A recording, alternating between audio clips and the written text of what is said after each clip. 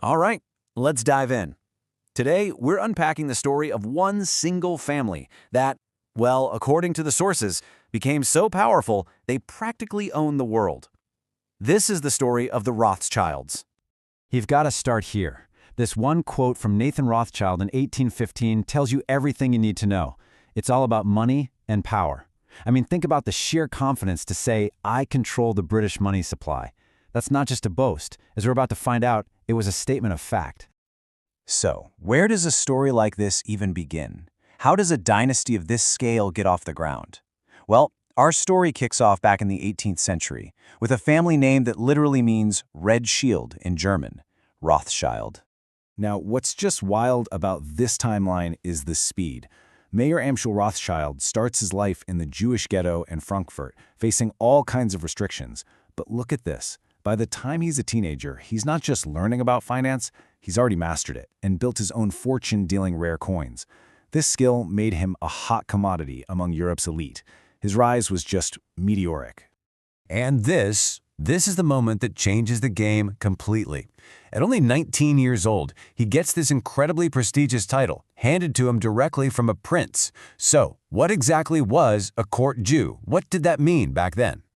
It was basically the ultimate backstage pass. In a time when Jewish people were seriously oppressed, this position gave Mayer a direct line to the highest levels of society. He could now lend money to kings and princes, putting himself right at the heart of where power and money are made. This one appointment was the bedrock the entire Rothschild empire was built on. Okay, so now that Mayer has his foot in the door, he's not just thinking about himself. No, he's thinking bigger. He's thinking about a dynasty. And he cooks up a master plan for his 5 sons, a plan that boils down to 3 very specific, very important rules. Let's be clear, this wasn't just fatherly advice. This was a blueprint for building an empire. Rule 1 gets you political cover and influence.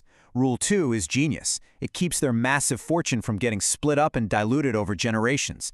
And Rule 3? That's all about growth, creating more and more branches of the family business. It was a long-term strategy for total domination. And this right here, this is the secret sauce. Mayer taught his sons to be completely impartial.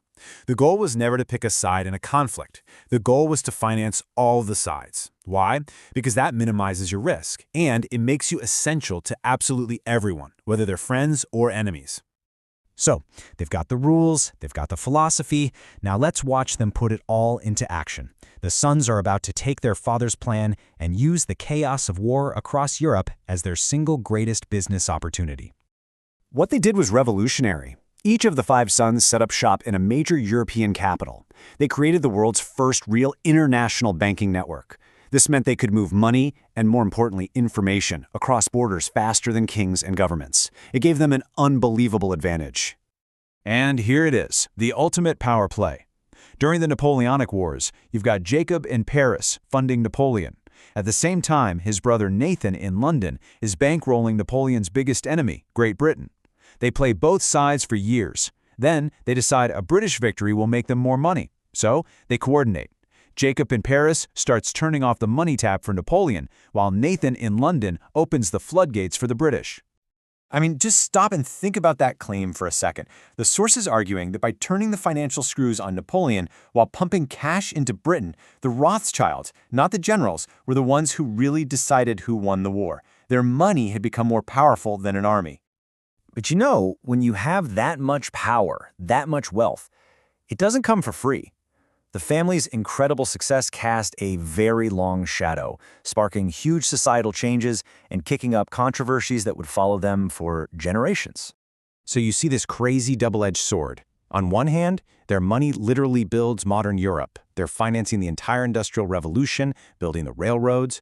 But on the other hand, their massive influence in the wars leads to a huge spike in anti-Semitism, with people blaming Jewish financiers. And that strict family rule about only marrying cousins, it kept the money safe, but it came at a terrible genetic price. You know, their influence also leads to these really strange, unexpected moments in history. There's one story about a meeting in 1873 between Baron Rothschild and the Shah of Persia that raises a pretty fascinating question. So the story goes, the Shah is visiting, he hears how unbelievably rich the Baron is, and he kind of jokes, hey, why don't you just buy a chunk of France and create your own country for the Jewish people? Now, obviously, he couldn't just buy part of France, but the source suggests that this little off-the-cuff remark planted an idea that would eventually grow into the Zionist movement's goal of establishing a national homeland. All right, so let's fast forward. What does all this history mean for today? Well, the family's power didn't just fade away in the 19th century, far from it.